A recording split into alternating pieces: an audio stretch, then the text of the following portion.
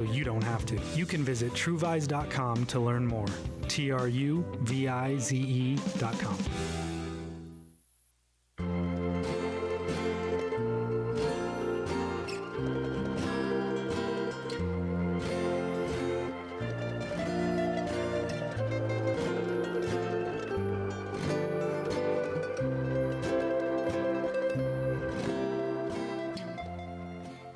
You are listening to KELP El Paso.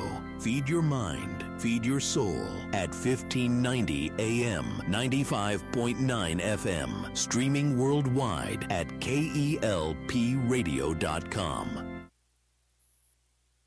915 Talk is a production of Desert Voice Media. You can visit desertvoice.media to learn more. 915 TALK. The world is looking at El Paso. What will we say to the world? From the KELP studio in El Paso, this is 915 Talk. And now your host. Good afternoon, beautiful citizens of the borderland. This is 915 Talk, and I'm your host, Andy Frecka. Today we are yet again broadcasting from the heart of the world's largest borderplex. We're here at the KELP studio in El Paso, and today we have the distinct privilege of having Kenny on the board. Kenny on the board, how you doing this afternoon? Well, I'm not technically on the board because I'd probably break it. Did that just happen? Yeah, I apologize to all our listeners. But Kenny, we continue our educational journey as we learn to love our city, love our neighbors, and give God all the glory. Always. Yeah, and today I want to start off by asking you a question. Okay. How much money do I need to retire? Nowadays, probably quite a bit because of the time you get to retire, inflation and everything. That's a good point. Inflation. Like, we could pick any number right now, right? Right. And no matter how big it seems, 20 years from now, it's going to be less money. Yes. That's disappointing. It is disappointing. So what are we going to do, Kenny, on the board? We can make our own money. Yeah. Right. Yeah, and nothing in this broadcast is in any way to be construed as financial advice, informational purposes only. So today we have with us, Kenny, on the board, our good friends from Truvize. We do. Yeah, Truvize Financial Planning. And we're going to be talking about some frequently asked questions to financial planners. And Okay. I think we will start off talking about retirement and all that. But also we're going to open up the phone line. So if you have a financial question, you can call in 915-779-0016. So without further ado, let's give a very warm Borderland welcome to Truvize Financial Planning, Drew and Jonathan.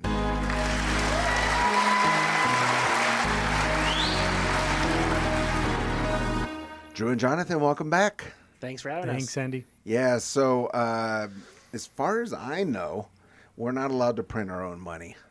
No, in Yeah, fact, we definitely have not. nothing to do with that last comment. If anybody's listening, the Secret right. Service is going to show Right, up. exactly. Yeah, that's right. Yeah, it's funny because so much of our society is cash free anymore. That wouldn't even cross my mind. Right. Occasionally, I need some cash, and I'm like, what am I going to do? So I got to run off to the ATM. But let's talk about this. We're going to be talking about some of the frequently asked questions that you both are asked in your line of work. But let's start off with this question about retirement. How do we know we're able to retire? I think that's one of those questions that is so much more complicated and deeper than maybe even people realize. Come back with, it depends. Let's ask some questions. Let's talk about your situation. This Right. is one. So I think the first place we would start is, how much do you spend now? Going back to knowing your numbers. What do your expenses look like today? Mm-hmm. And then what will those expenses look like whenever you get to your quote unquote retirement? Right. The other thing is that the definition of retirement and what people are thinking of as retirement has changed. Right. It used to be retirement meant I'm going to, go sit on a beach, swing in a hammock and drink Mai Tais all day, and that's it. And that's, you never work again. Mm-hmm. And that's not necessarily how, especially, our generation, younger, are starting to look at retirement. They're looking at it more as work choice. And I want to get to a point where I'm only going to work because I love what I'm doing. It has nothing to do with how much I'm paid. So when we talk to people about retirement and work choice, that's why we always start with knowing your numbers. How much do you spend now? And then what does that work choice or retirement situation look like for you? And which expenses are you still going to have during that point? Which expenses go away? And let's come up with a number in today's dollars of what you spend now. Right. Okay. So, in general, I mean, are we spending more or less in retirement? Because I think that's sort of what you're saying. I think of my grandfather and grandmother. My grandfather was retired for 45 years.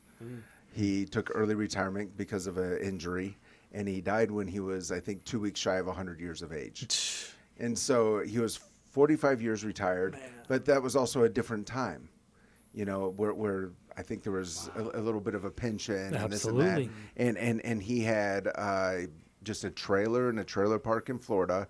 He was able to go fishing, and he just had his bologna sandwich at lunch, that kind of thing. It was a simple thing. But what you're saying really comes back to when you said, how much do I need to retire? It's why it's an individual question. Right. It's not just, if you have $1 million, you can retire, or whatever the number is. Right. No, it's an individual question. For that person you just said, the number is significantly smaller than for the person that still has a mortgage and wants to travel to Europe every year and has all kinds of other expenses and lifestyle that requires a larger number. Right. Yeah. I think I was surprised recently when I was realizing that some people I know will probably have a mortgage when they're retired. Yeah, absolutely. That's very common. I had always thought, of course by then, everything's going to be paid off, but that's not necessarily the case. So we're looking at lifestyle. Yep. Yeah. And you had asked, are we going to spend more in retirement than you do currently? And something that they talk about a lot in retirement plan is what they call the retirement income smile. Okay. And that's basically that at the beginnings of retirement, you tend to need more income because you're probably traveling more or doing more in retirement activities and those kinds of things. But then it settles down and it comes down kind of like a smile and you spend less, but then you tend to peak at the end of, towards the end of your life because of healthcare costs. Sure. So that's super interesting. I hadn't thought of that. You're probably not going to do the same amount of traveling your whole way through retirement. Yep. Although my dad did just drive from Ohio to El Paso. Oh my gosh. And back, and he's 85 years old. And he was very proud to call me when he got back to Ohio and say, "Didn't you say I was too old for this?" I said, "I'm still saying it, Dad. I'm still saying amazing. it." But it was super fun to see him. But that is interesting. At the beginning, you thinking 70 years of age, you're still ready to go out on a cruise. You're ready to drive up to the mountains, whatever the case may be.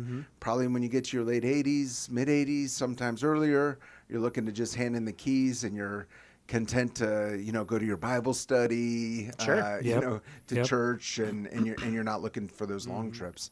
But then again, at the end, the very obvious thing where that smile on one end might go up dramatically. And it usually does go, especially because of long-term care. And if you have any kind of extended stay in a skilled nursing facility, or you have to have somebody come take care of you, that can be incredibly expensive. And every plan needs to address that in some way because of that large expense at the end. But yeah, a good starting point is figuring out what your expenses are today, what expenses won't be in retirement, and then adding in the cost, healthcare to $1,000 a month sometimes, depending on what your healthcare needs are, just to cover, any additional deductibles or anything like that that you experience beyond what's covered by Medicare in your situation. But that's a good place to start is today's expenses. Yeah. And then from there, we have to take into consideration inflation, as was mentioned already by the money printer. Right. Yeah. So I think just the number that is easy to use is $1 million. Right. So that's I think for a lot of people that's kind of like a dream, And then for other people, they're saying, oh, that's not nearly enough for me to be retired comfortably. But let's say someone 65 years old, they're retiring, and they have $1 million in investments or whatever the case may be. How much are you actually able to pull out? Well, it's published, right? I noticed you gave me a little face when I said $1 million. I met with some clients. Oh man, some of my first clients over 15 years ago, probably, and they had scheduled some time to meet with me. They had met with a tax preparer, CPA, and just mentioned, "Hey, we want to retire." They said, "Oh, you don't have enough. You need to save way more than you have." We ended up doing a full financial plan. Both were retired. Both were teachers, so they didn't need $1 million because they have TRS pension income. They retired in a month. We ended up going through their cash flow, their money in, money out, saying, okay, this lifestyle. Yeah. They were willing to make some small sacrifices to make that happen, and then they retired. So it is individualistic, right? So I really think so the TRS is like the teachers get their own pension. It's a pension, yeah, for public school. Right. Yeah. And so basically, if you're a teacher and you had X number of years, you don't need all that money in your account. That's right. Because you have, I don't want to call it passive income because you've earned it, but you have but money you have coming into income your that account. comes in every month, and there still needs to be planning done. It is nice if you're a teacher to have some extra income on the side because the pension system doesn't have a built-in cost of living adjustment, and so that can hurt you over the long term. But the point is that assigning an arbitrary number to hit is really pointless. Okay. It's much better, in my opinion, to go through a retirement calculator, enter in your information, and then see what that spits out to you as far as what you could expect in today's dollars on a monthly basis. It's a much simpler way to do it. Right. So you can go in there and you can put your age, your retirement, desired retirement age. You can put in what your current income is, what kind of income you would like to have, like we talked about, knowing your expenses. And then it's going to take into consideration inflation. You can put in how much you've saved, how much you're saving. And at the very bottom of those outputs, and you can visit Vanguard. They have a really great one. It'll tell you at the bottom, hey, here's how much per month you could expect in today's dollars. And then you can decide, hey, is that enough or is that not enough? Do I need to save more? And that's probably the simplest way to do it. That'll give you a pretty decent number if you don't want to go about hiring a financial planner to run more rigorous numbers or if your situation's not terribly complex. So. Right. So what would the difference be between using a Vanguard online calculator and talking to you guys? I think it depends on the person. Yeah. So if it's somebody who has, a 401k at work or and maybe Social Security is what it's going to look like and there's not a whole lot of complexity, you could probably get 75% of the job done just with a simple calculator. Compared to the calculators that we would use. The calculators we use have much more complex methods of calculating probability of success, taxes, etc. But if you're looking just to get a baseline number, then you can get a pretty deep just by using. The way I look at it isn't particularly unique. I think when I get to a certain age, I'd like to be able to work, but also not work. Yeah, I agree. But it's also when we talked about TRS, the world changed so much when we went from almost every major employer had a pension plan to now very few have a pension plan. And it is now on the employee to save in a 401k, and then the employer will match some of it. But if you don't save in a 401k, then you might be out of luck because there isn't anything left for you at retirement. Sure. When in the past, everybody had a pension. You'd retire, like you said, retire at 55, you have a pension, and then the retirees, they live in communities, they don't work, and things have changed now where you see many people that are saying, look, I may retire, quote unquote, from my initial job, my initial career, but I still want to do something else, or I still need to do something else because there isn't a pension, there isn't a guaranteed income I could count on forever. And so they do something part-time, or they consult, or they any other extra part of income. But like Drew's talking about, none of those things apply to everyone. Everyone has to look at their own situation and say, all right, if today I spend X amount of dollars, and I can look and say, by this point, A, B, and C won't be on the list anymore. So now I know exactly how much I'll need every month. I know how much is coming in from Social Security or whatever other income you're going to be getting. What's left over, and how do I cover that? Yeah. And that's where, like Drew's saying, a calculator can give you some basic numbers of how much do you need invested in order to pay off that income for the rest of your life. It starts to get more complicated, though, when you Yes. count, well, how is that money invested? That's right. Is it in cash? Is it in CDs? Is it in stocks? Is it in bonds? So, and can come up with a much more personalized number, because the online calculator is just going to say, well, what rate of return do you expect? Exactly. And you put 6 or 8 or 12 or whatever the number is, Yeah. and you'll have very different results. Right. Planning, our good friends Drew and Jonathan, we're talking about some of the frequently asked questions that they get in their line of work with financial planning. If you have a finance question for them, the phone lines are open, 915-779-0016. I think when I'm thinking about this, the number I feel like I always hear, you talk about, like, you put in the number, 6%, 8%, 12%. The number I always hear is 8.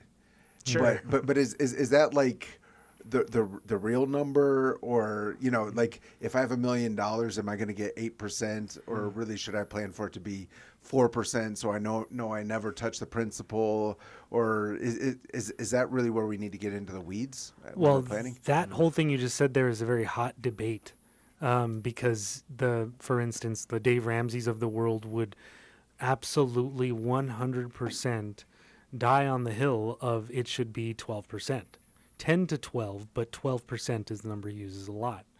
And yet you see many, major economists and financial analysts over the years that are saying a 4% withdrawal rate is the correct conservative, that you use that percentage, you'll be fine for the rest of your life. So there is debate between what percentage is the right percentage.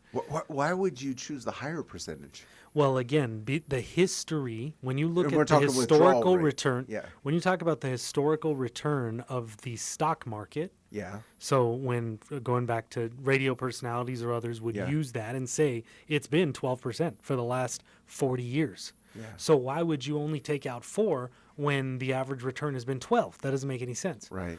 When the reality is, it's never 12% a year every year. It's up 22 and down 30 and up 6 and down 4. And you get the average return over all that time, but it is not the same every year return. It's part of the reason why the calculators sometimes they can be a little too optimistic, because you'll put in 8% and it does the math of 8% a year every year.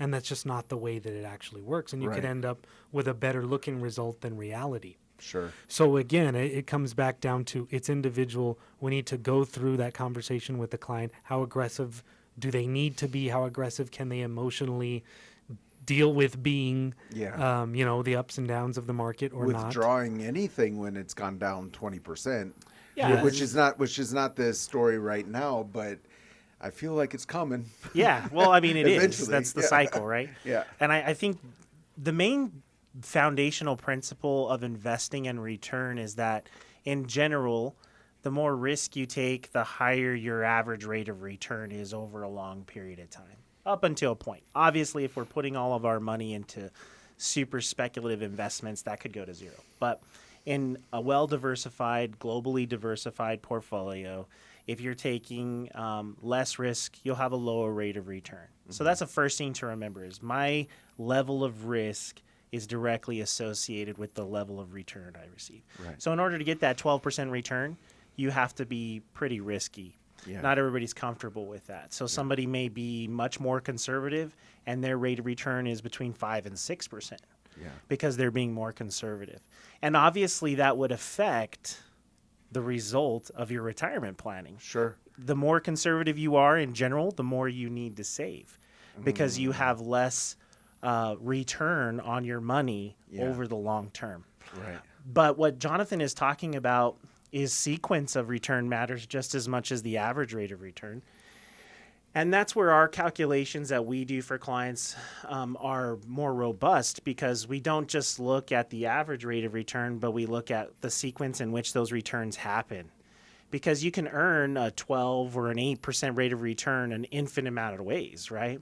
Yeah. And the way that happens, you could have two people with the same exact money starting out in retirement and earning the same exact rates of return, and one can run out of money and one cannot. Yeah. Because one of them had really good years in the first few years of retirement, and one had really bad years in the first few years of retirement. So I think the challenge as financial planners is that you can go online, you can get one of these calculators at Vanguard, that gets you pretty close. But the reality is it's a much more complicated conversation. And I think the encouragement I would probably give most people is not to treat the decision lightly.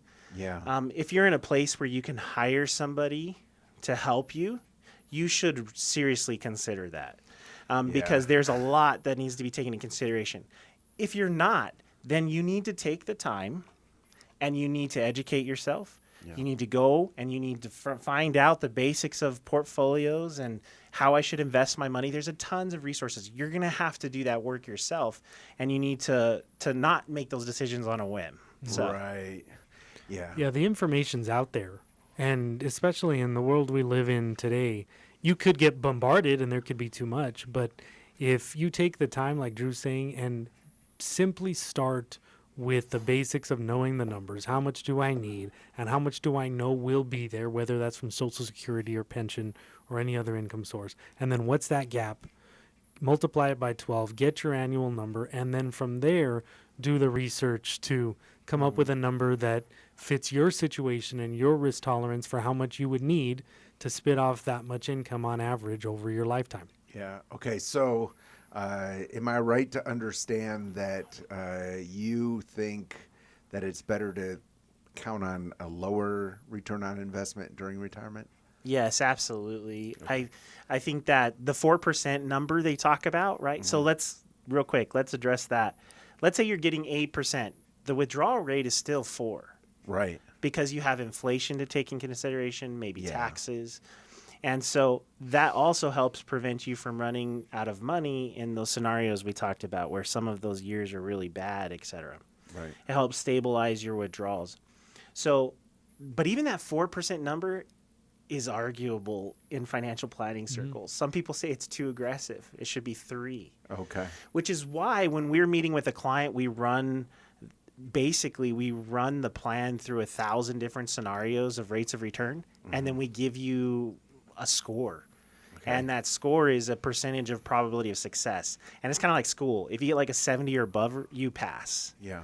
And that's the best way, in our opinion, to go about finding that number and determining whether or not how much you plan to withdraw based on how much you're investing, et cetera, is the right mixture for success.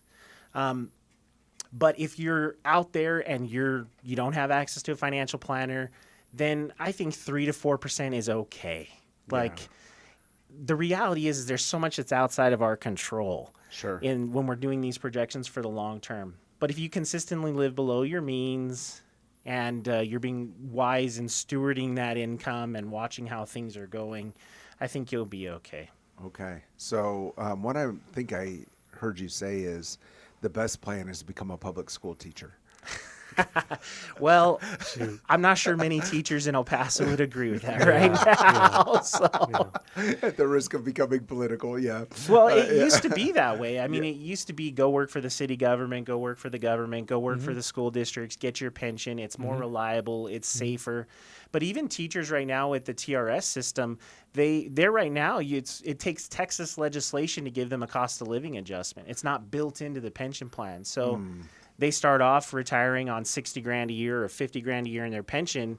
10 years pass, it's still 50, but things are more expensive. Sure. So there's risks on both sides, and I know right now a lot of teachers are feeling the pinch. Right, for sure. All right, again, if you're just joining us with Truvize Financial Planning, our good friends Drew and Jonathan talking about some of the frequently asked questions that you're asked in your line of work as financial planners. So appreciate this conversation about about retirement, but we're going to talk about some of the other questions that come up. And this is a real basic one. How do I know I'm doing okay financially? How often do you get asked that? What we get is that question asked in different ways. Okay. That ultimately is the core problem, the core question that brings people to us and that brings people to a professional of saying, am I doing this right? Am I really on track? That's kind of that's the thorn in your side reminder. Drew likes to call the pebble in the shoe of just like, am I really doing okay? Yeah. And the answer to that question, again, is complicated and it comes down to each individual situation. But we would always start again with, well, where is here? Where is now? What are you bringing in? What is coming out? Let's look at your numbers. Let's look at the expenses. And then look at where you're trying to go. Yeah.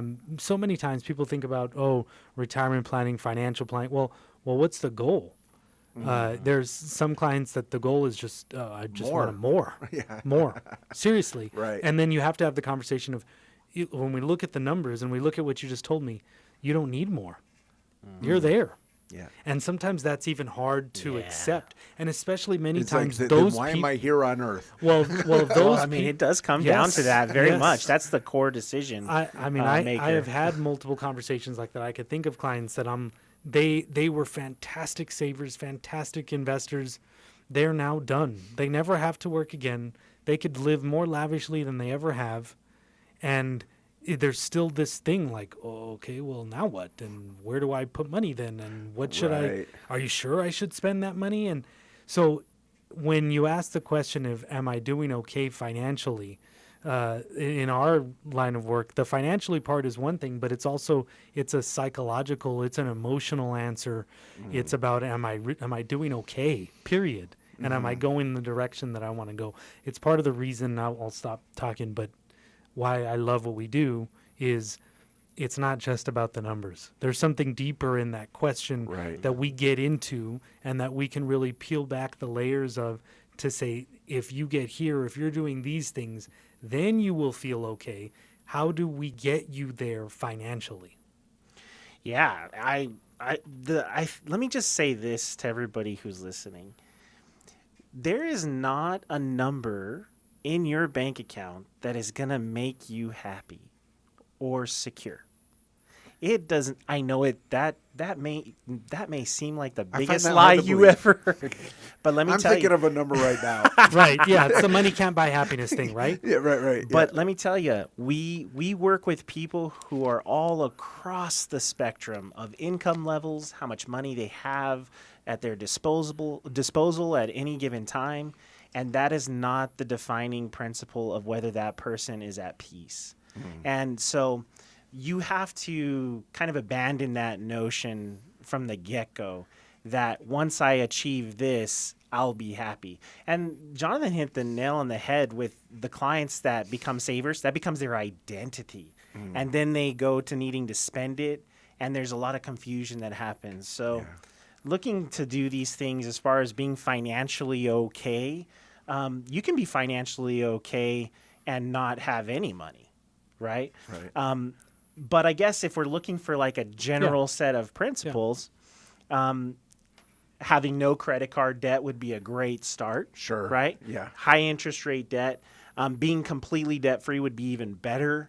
Having enough cash in your account, your bank account or a high yield savings account to cover 3 to 6 months of your core expenses would be another thing. And then being in a position where you're saving for long-term goals like college or retirement, and not spending everything that you earn on a monthly basis. That would probably be your baseline. I'm okay. Yes. You're better off probably than like 90% of people if you're doing those things. Absolutely. Those are core principles there of, do you spend less than you make? Yeah. Number one. Because if you spend more than you make, that means it's happening on a credit card, usually. So do you spend less than you make? Do you not have any high interest debt?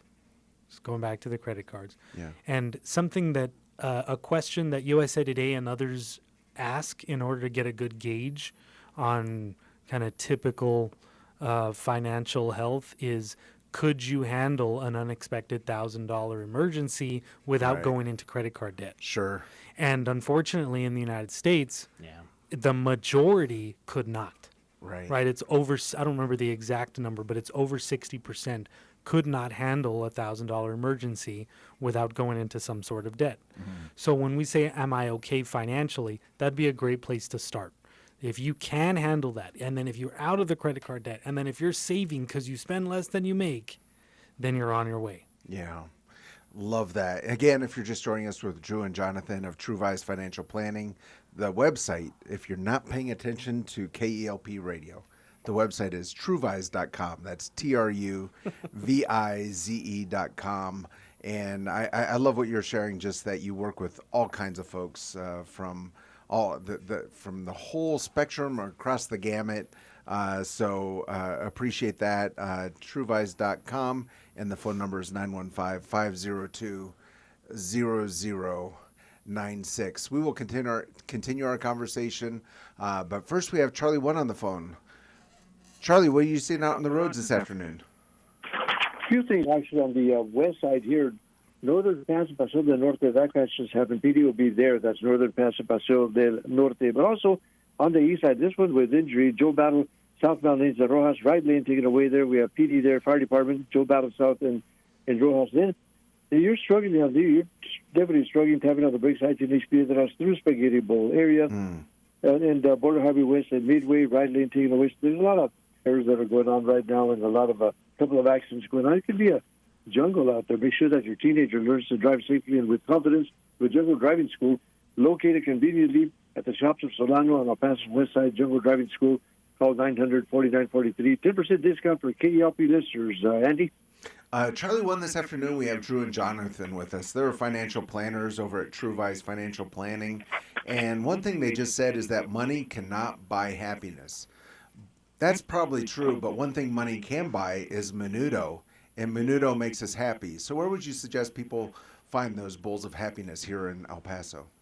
And the thing is that it's not as expensive as you buying a sirloin steak or one of those fish platters or something like that. That's going to cost upwards of $20-$30. Sure. No, this is much more economical, but it's very filling and it's going to satisfy you. You're going to love it. It's delicious. That menudo, and it's homemade, not homegrown, but I mean it's homemade menudo here in El Paso in the Southwest. Definitely, Southwest known for that menudo, especially El Paso, but very few places carry it.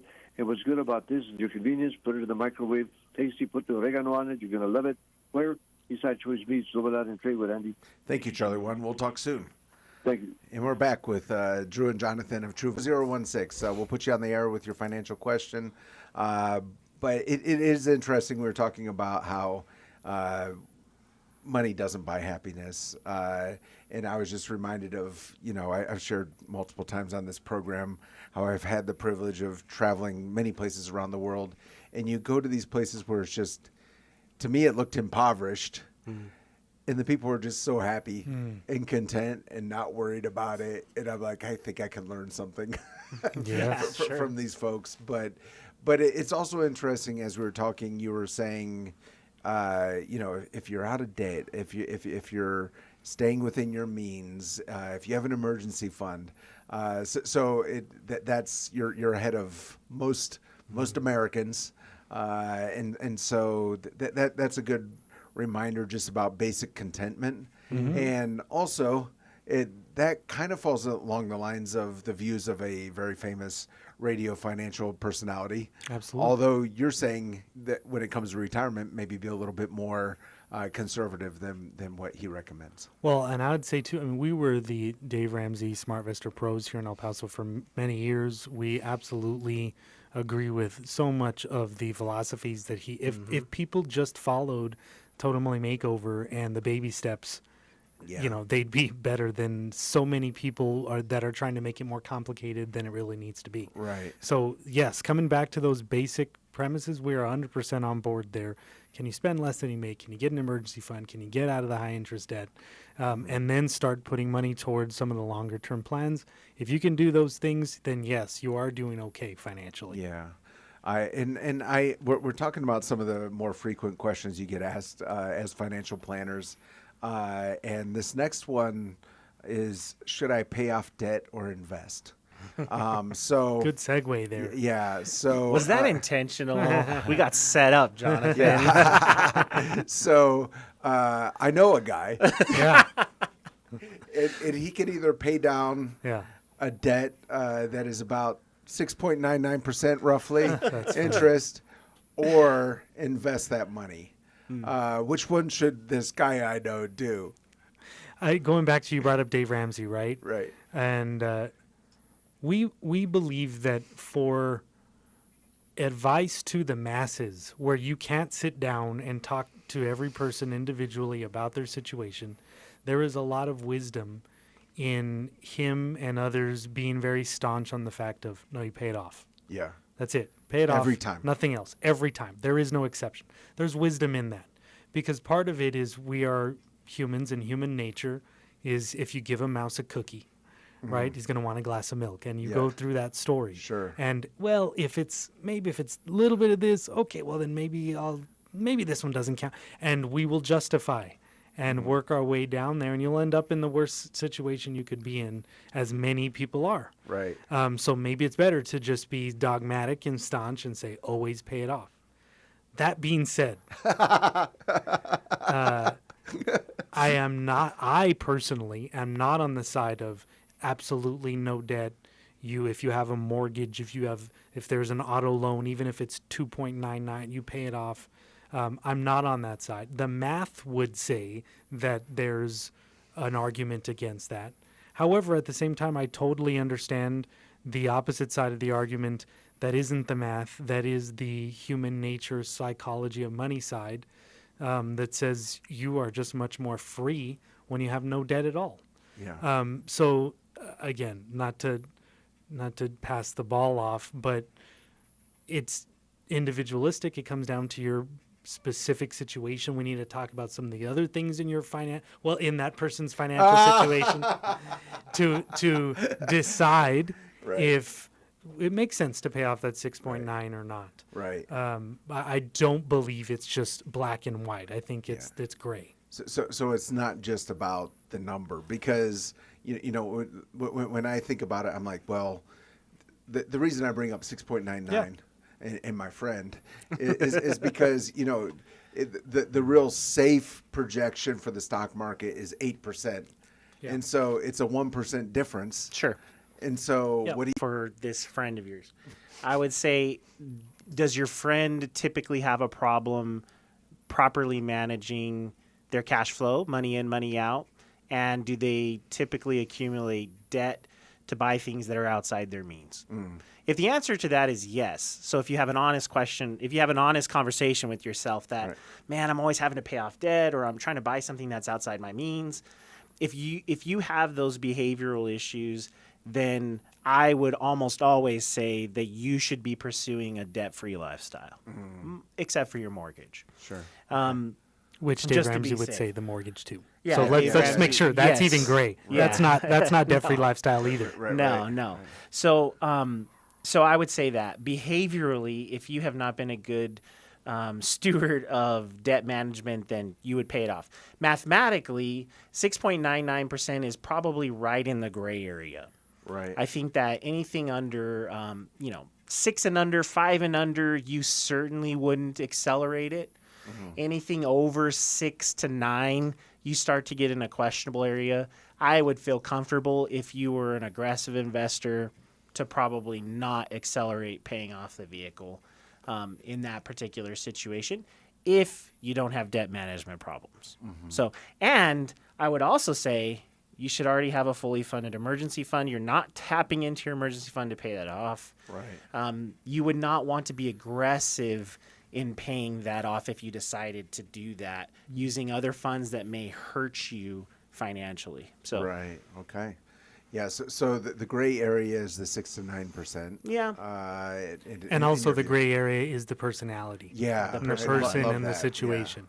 Yeah. Because we can all, like Drew's saying, we could all be honest. And many times we'll say, well, this time's different. Well, let's just look at your history, right? Right. Let's look at how well you have done when you have available credit card, space on your credit card. Sure. Do you always max that out? Are you always constantly trying to play catch up? And this will be the one time different, then maybe it would make sense to be a little more strict on that debt management. But I would also say this: the person asking that question is not the person with a debt management problem. Usually, yeah. The usually person not. who's saying, hey, should I use this extra cash I have every month or this extra stash of cash to pay off my 6.9%? That's not a person who's probably outside their means or in a position where they're overextended. The real question is usually somebody who's coming and saying, should I take a 6.99% loan out to buy this car that I want? Then we're now saying, okay, well, is there a behavioral issue here? Should you do that? Should you not do that? But most of the people who come to say, hey, should I take this extra cash flow I have every month and accelerate paying down my 6.99%? That probably is a person who's doing well with what they have coming in. Yeah, So- we've talked so many times on this program that it feels like half your job is psychology. Maybe more than that, maybe. Yeah. And it's part of the reason why we are so confident in the continued need of our profession. Because even though there's Google, even though you could go on ChatGPT and ask that question, even though ultimately the psychology part of it, the emotional part of it that you get by learning about a person, by understanding the things that make them in, is 6.9 in arbitrage versus 8%. Yeah. No, that's not where the answer is. Yeah, and we've talked even with you all and also multiple times on this program about artificial intelligence, but we need that human intelligence and really just that understanding where you're sitting there and having that human moment of, well, let's talk about your behavior. Your spending behavior. The hard conversations. Right. And if you're just joining us, we're with Drew and Jonathan. They're with Truvize Financial Planning. This is the part of the program where KELP would like to thank our impact partners. These are local businesses, churches, nonprofits, educational institutions that have joined us in our journey to serve our community through radio ministry. And if you want to view all of our impact partners, you can go to KELPradio.com. Just scroll down, you'll see all of them, and you can see links, just see what they're offering. And the impact partner I'd like to thank today is Truvize Financial Planning. So that's TRUVIZE.com. TRUVIZE.com. Truly appreciate you all being a part of what we're doing. We're going to go into a break. Do not touch that dial. We'll be right back. Don't touch that dial. 915 Talk is listener supported and is a production of Desert Voice Media. That's right. It's people just like you who make this program possible. Together with Desert Voice, you can learn how to better serve our neighbors and pray for our community. To become a Desert Voice Media partner, you can visit desertvoice.media. That's right. That's the website, desertvoice.media. Take a look and join us today in reaching our borderland for Christ. As a business owner or CEO, you carry a lot, big decisions, heavy responsibilities, and often no one to process it with. That's why C12 exists. C12 is a confidential peer advisory group for Christian business leaders who want to build great businesses for a greater purpose. It's not networking, and it's not a class. It's a room of leaders committed to excellence, accountability, and purpose. If that sounds like what you've been missing, learn more at c12borderplex.com. 915. Testify. I got stricken with this horrible disease called multiple sclerosis, and I was given a 4-year death sentence. I said, no, I'm not going to take this. And I said, no, my God is greater. With God's help and the encouragement of my family, I did what was necessary. I did what I needed to do. Something I always wanted to do since I was 11 years old. It's getting into the Border Patrol, and I succeeded. It was a gut check and a real kick in the teeth, if you will. I had always been a sports player. Always been active since I was 3 years old in sports, and this year I celebrate 14 years with my wife. The 14 extra years that the Lord's given me, I was able to marry my wife and have the children we have. My name is BJ Hunt. I'm from El Paso, Texas, and I give all the glory to God. I wouldn't be here if it wasn't for what He did for me. And if He can do it for me, He can do it for you. And they overcame him by the blood of the Lamb and by the word of their testimony. DesertVoice.media. We're back. You're listening to 915 Talk. And we're back. You are listening to 915 Talk. I'm your host, Andy Freck, and today we're with Jonathan and Drew. They're with Truvize Financial Planning. We're talking about some of the common questions that are asked when you're a financial planner. So truly enjoy this conversation. We were talking about retirement. We do have a few other of those common questions, but I want to go back to, I believe it was the previous time you were on this program. We were talking about generosity and planning. And for those who missed that program, could we talk just maybe the Reader's Digest version of the, what's it called, the Donor Advised Fund, and just how I think it's so important for churches, for nonprofits to understand this, how much money is being left, well, to the government that legally can be given to nonprofits and churches. Could you speak into that just briefly? Yeah, Reader's Digest summary of the Donor Advised Fund is it's an account that somebody can open at many different brokerages, Fidelity, Vanguard, other places, where you can donate money to that account. You no longer is your money, but you donate money to that account and count that as a charitable contribution for yourself for tax purposes for that year. That money can then be invested in many of them. You can use any investment, any stocks, bonds, mutual funds, and you don't have to actually give that money to the particular church or nonprofit that year. That can be an account where you're putting money in, let's say in a year you retire and really need a large write-off. And from that account, you can start to give to these charities and nonprofits over the years, even though you got a write-off that first year. So it allows some extra giving rather than being forced to, I have to give to a particular organization this year to get that deduct. No, I need the deduction now. There's the first flexibility. Right. The second flexibility is that the money in that donor advised fund, grows and can have the same growth and return, as we're talking about return, as other accounts, and then can be given to a charitable organization, and the charitable organization then not pay taxes on that growth. A big piece that we see is you don't just have to donate cash. You can also donate appreciated stock or investment. So I had a situation where I had a client that they had Walmart stock that was given to them over many, many years by a grandparent that actually worked at Walmart. And if you know anything about the Walmart stock, there has been huge appreciation. They seem to be doing well as a business. They're okay. No, maybe. So in an example like that, where let's say the actual dollar amount that was invested was, let's say, $10,000, and yet the value of the account is now $50,000, you can donate that stock to the donor advised fund and take a $50,000 deduction.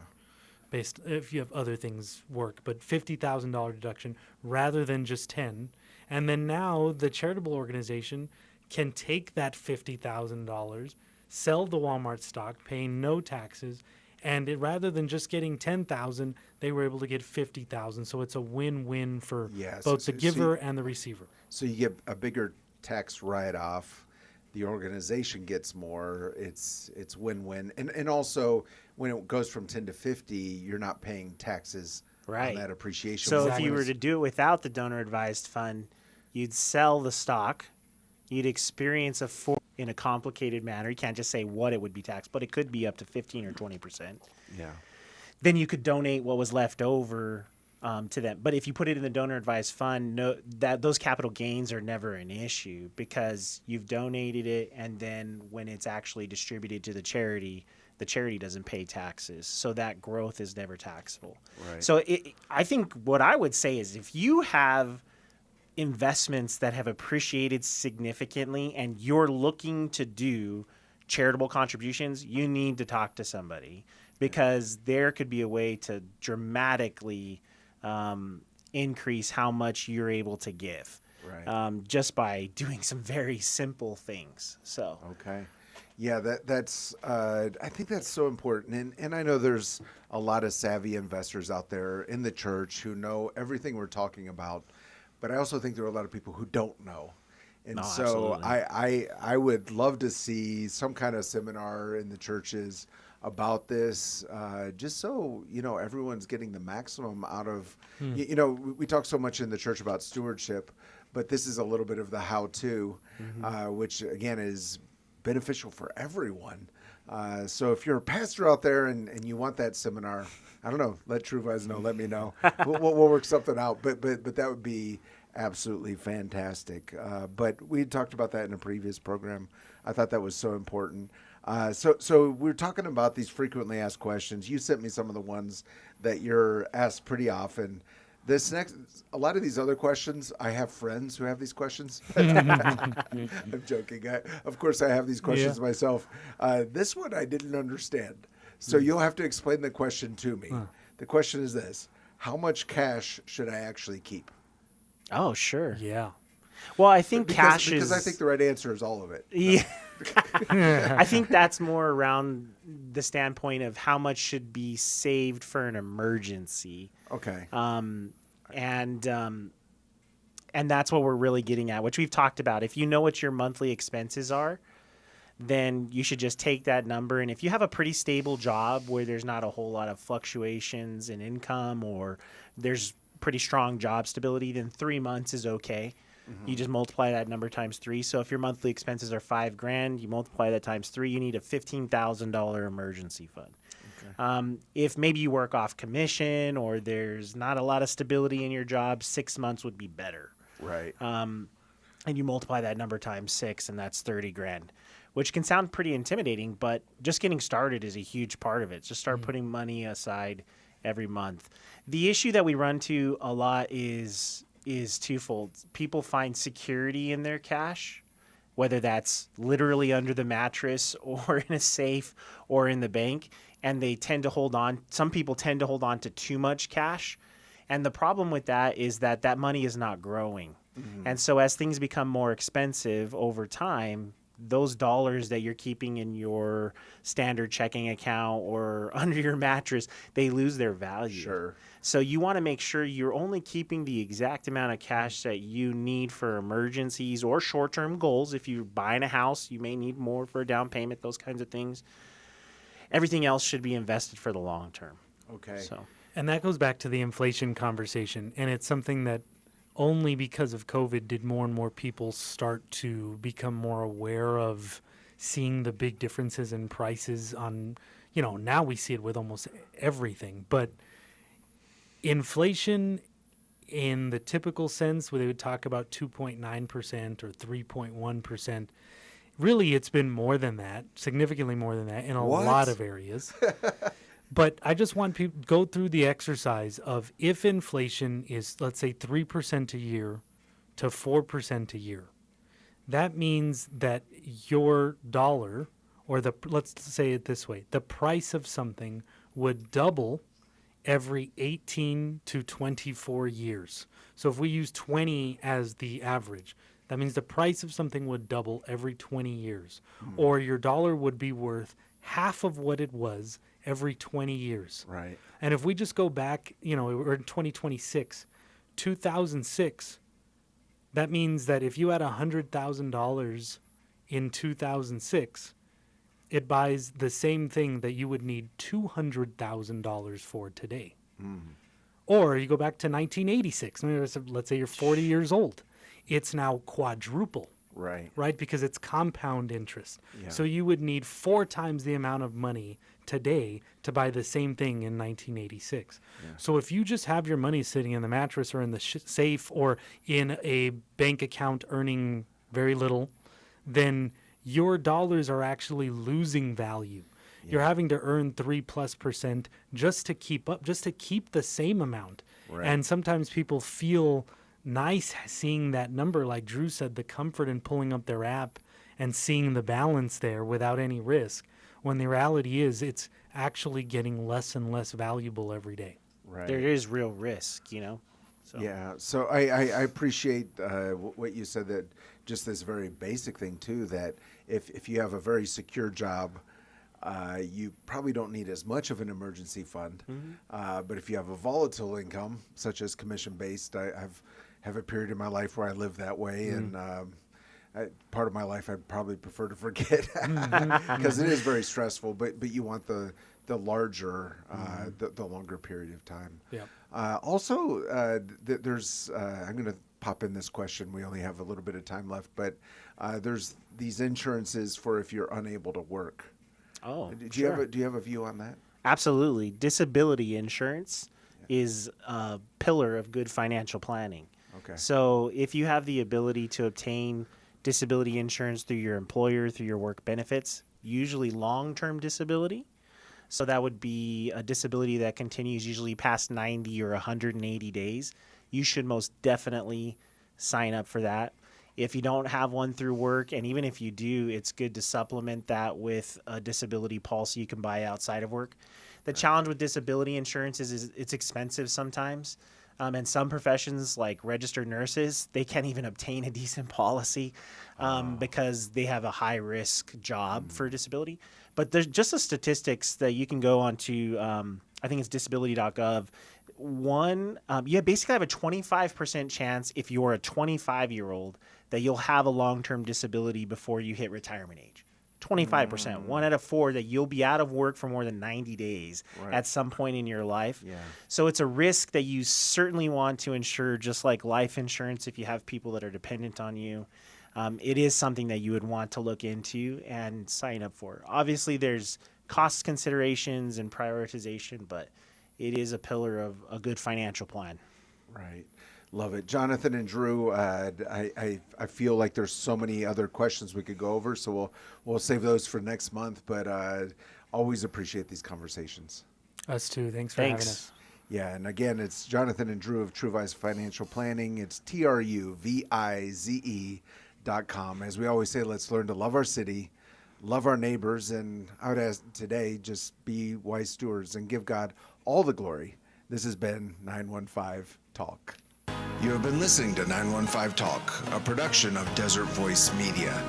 To listen to this or any previous edition of 915 Talk, just visit desertvoice.media and click on the 915 Talk link.